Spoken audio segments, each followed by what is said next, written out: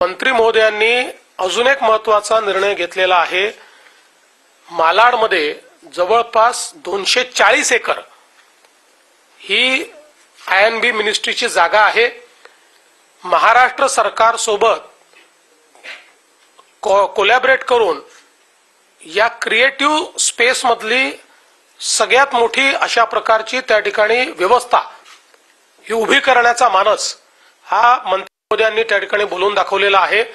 त्याच्यामुळे creative world मध्ये आणि विशेषतः फिल्म पोस्ट प्रोडक्शन किंवा स्टुडिओज या सगळ्या गोष्टींमध्ये वर्ल्ड क्लास अशा प्रकारची व्यवस्था ही मुंबईमध्ये तयार करून मुंबईला पुन्हा एकदा, आता आपण भारताचं एंटरटेनमेंट कॅपिटल आहोत पण वर्ल्ड एंटरटेनमेंट कॅपिटल मुंबईला करता येईल अशा प्रकारचं को क्रिएशन हे केंद्र सरकार आणि राज्य सरकार मिळून या ठिकाणी करणार आहेत। त्याही बद्दल मी माननीय मंत्री महोदयांचे आभार मानतो। लवकरच या संदर्भातले एमओयूज देखील आम्ही करू आणि त्या संदर्भातली पुढचं प्लॅनिंग देखील जे आहे ते आम्ही निश्चितपणे सादर करू। पण मला असं वाटतं की या वेव्सच्या माध्यमातून एका ज्याला आपण क्रिएटिव्ह स्पेसच्या कन्व्हेन्शन मध्ये ग्लोबल मॅपवर मुंबईला आणण्याचा आपला प्रयत्न आहे आणि तो यशस्वी होईल। आपल्यालाही सगळ्यांना माझी विनंती आहे की आपण याला वाईड पब्लिसिटी द्यावी, जास्तीत जास्त लोकांपर्यंत पोहोचेल अशा प्रकारचा प्रयत्न आपण सर्वांनी करावा अशा प्रकारची आपल्यालाही विनंती करतो।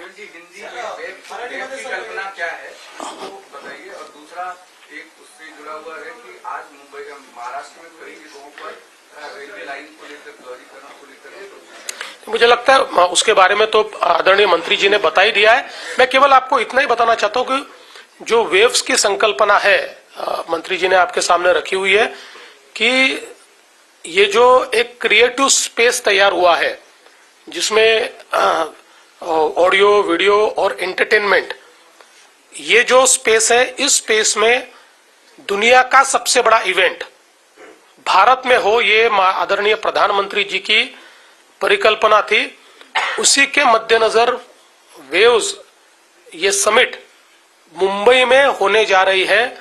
मैं भारत सरकार का विशेष रूप से प्रधानमंत्री जी का और आय&बी मिनिस्टर श्री अश्विनी वैष्णव जी का आभार व्यक्त करना चाहता हूं कि मुंबई को इसको होस्ट करने की उन्होंने जिम्मेदारी दी। केंद्र सरकार की टीम के साथ महाराष्ट्र की टीम लगातार इसको सफल बनाने के लिए प्रयास कर रही है और एक बहुत अच्छा इवेंट 1 मई से 4 मई तक हम करेंगे और आगे भी हर वर्ष ये इवेंट होगा।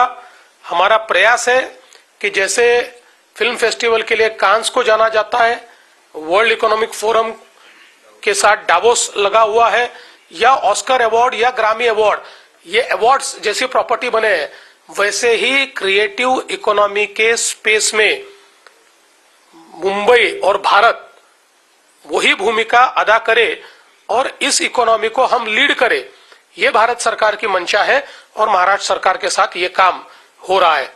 2 चीजें मैं और कहना चाहता हूं जिसके लिए मैं आदरणीय मंत्री जी का बहुत बहुत आभार व्यक्त करना चाहता हूं कि भारत सरकार ने जैसे इंडियन इंस्टीट्यूट ऑफ टेक्नोलॉजी हमारे टेक्नोलॉजी के वर्ल्ड में सबसे प्रीमियर इंस्टीट्यूट है, उसी की तर्ज पर Indian institute of creative technology ये शुरू करने का निर्णय किया है और पहली Indian institute of creative technology ये मुंबई में फिल्म सिटी में शुरू होगी।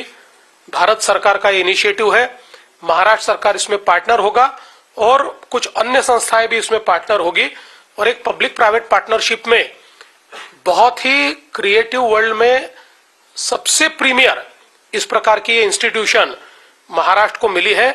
इसलिए मैं आदरणीय वैष्णव जी का आभार व्यक्त करता हूं, प्रधानमंत्री जी का भी आभार व्यक्त करता हूं।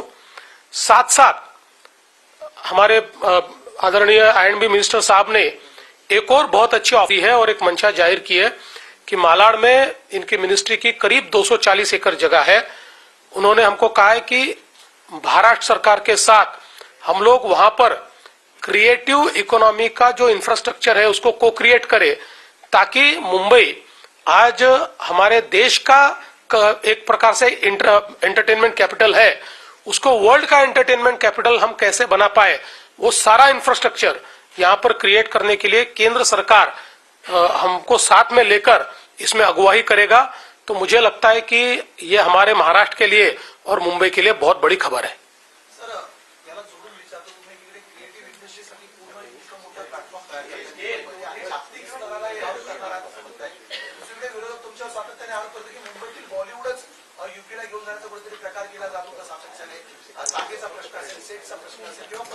नमस्कार वैष्णव जी, मैं प्रफुल्ल पटेल बोल रहा हूँ।